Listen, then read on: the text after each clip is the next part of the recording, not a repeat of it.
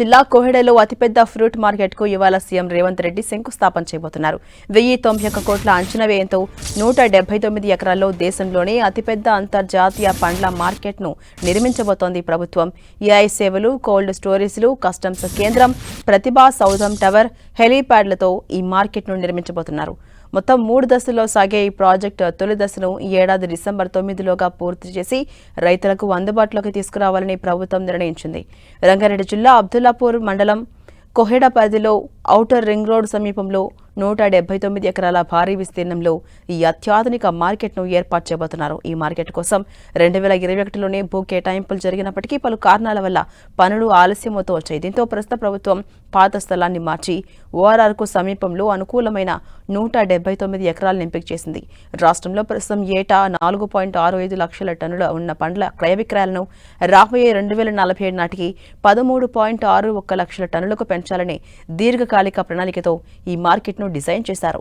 ఇక్కడ భారీ భవన సముదాయాలు, ఓపెన్ ప్లాట్ఫామ్లు, కోల్డ్ స్టోరేజీలు, ట్రక్ డాకింగ్ షెడ్లు, డ్రైయింగ్ యార్డ్లతో పాటు ఆర్టిఫిషియల్ ఇంటెలిజెన్స్ ఆధారిత సేవలు, డేటా సెంటర్, ఎగుమతులను సులభతరం చేసేందుకు ప్రత్యేక కస్టమ్స్ కేంద్రాన్ని ఏర్పాటు చేయబోతున్నారు.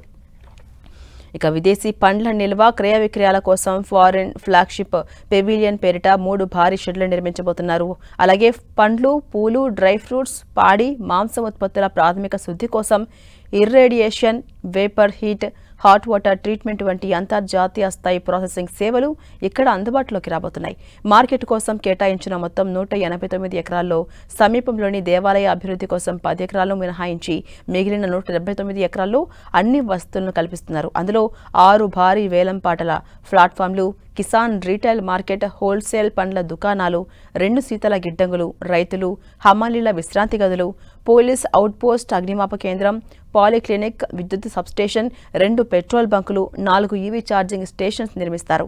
ఇక వీటితో పాటు 100 అడుగుల ఎత్తుతో 19,375 చదరపు అడుగుల స్థలంలో టవర్ ఆఫ్ ఎక్సలెన్స్ నిర్మించబోతున్నారు. ఈ 4 అంతస్తుల టవర్ను జాతీయ, అంతర్జాతీయ వాణిజ్య ఎగుమతి సంస్థలకు లీజుకి ఇవ్వబోతున్నారు. ఇందులో విశాలమైన పార్కింగ్, 6 హై స్పీడ్ లిఫ్టులు, హెలీప్యాడ్ సౌకర్యం ఉండబోతుంది. ఈ ప్రాజెక్టును 3 దశల్లో పూర్తి చేయాలని లక్ష్యంగా పెట్టుకున్నామని, తొలి దశ పనులను వేగంగా పూర్తి చేసి ఈ ఏడాది డిసెంబర్ 9 నాటికే రైతులకు అందుబాటులోకి తెస్తామని వ్యవసాయ శాఖ మంత్రి తుమ్మల నాగేశ్వరరావు తెలిపారు.